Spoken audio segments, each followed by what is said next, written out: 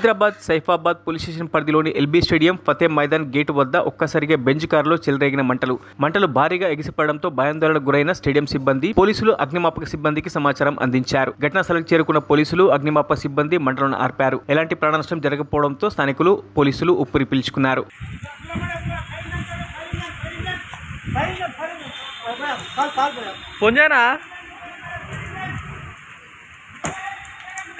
picture